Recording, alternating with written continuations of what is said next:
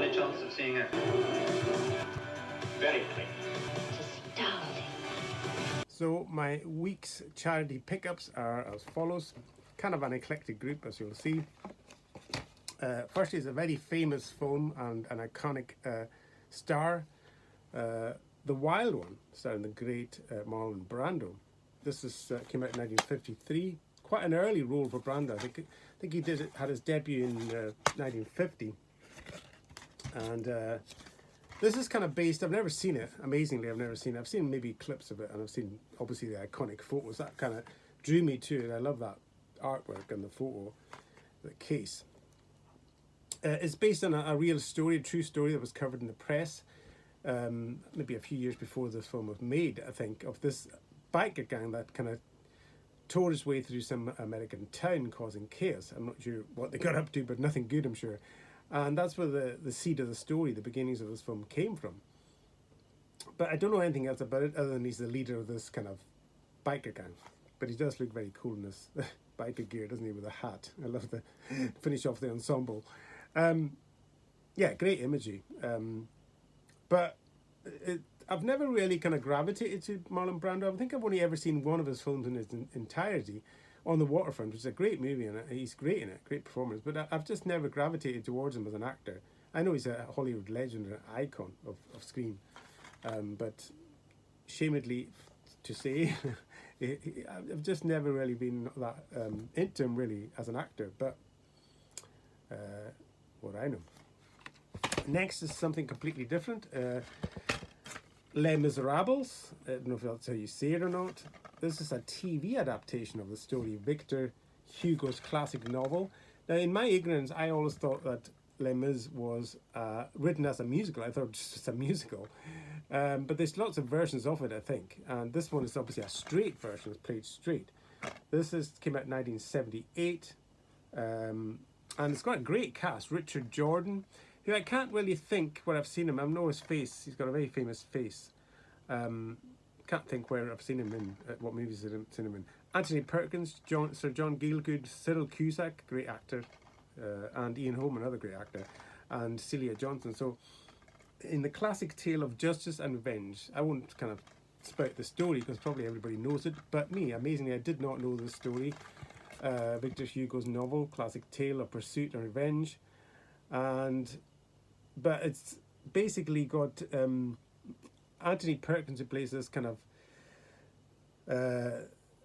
he's really kind of nasty piece of work, like a prison governor or something. He's after Richard Jordan's character, Jean Valjean. I don't know how you pronounce his name.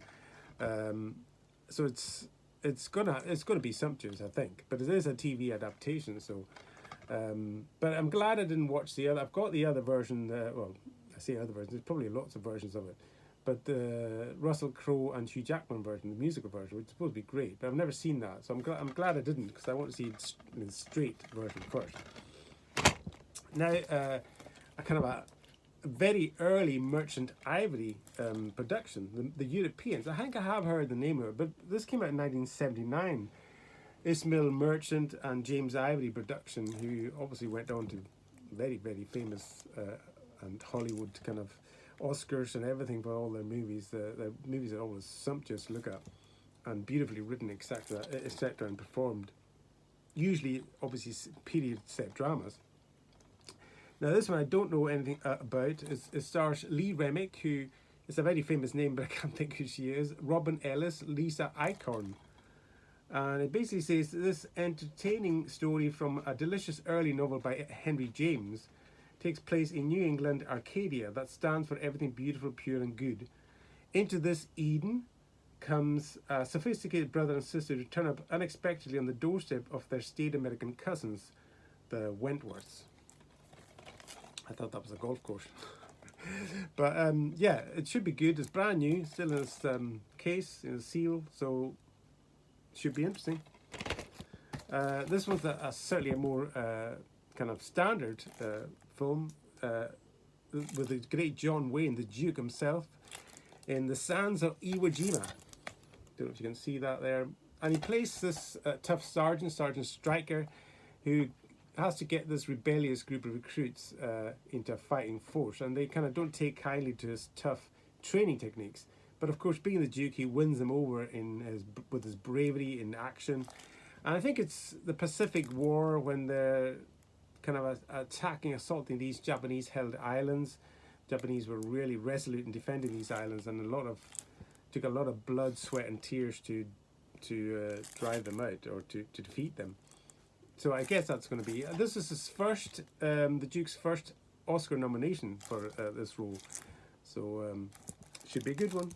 The last one is kind of another war-based theme, but it's a documentary TV series. I've never heard of this before. The Last Voices of World War One. And basically, I don't know anything about this at all. I don't think I've ever actually heard of even the title of it. It says, the Daily Mail says, very moving, full of salutary reminders of the sacrifices made for the freedom we enjoy today. And that's very true.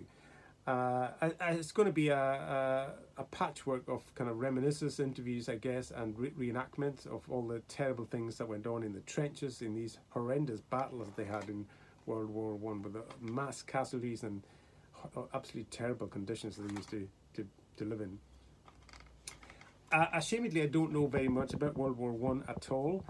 Partly my fault, but partly also my education school. We never really got told much about World War One. Yes, World War Two, and that seemed to be, for lack of a better word, the trendier of the wars. It's always stuff on TV. I've got the World at War TV series narrated by Laurence Olivier, which is a great watch.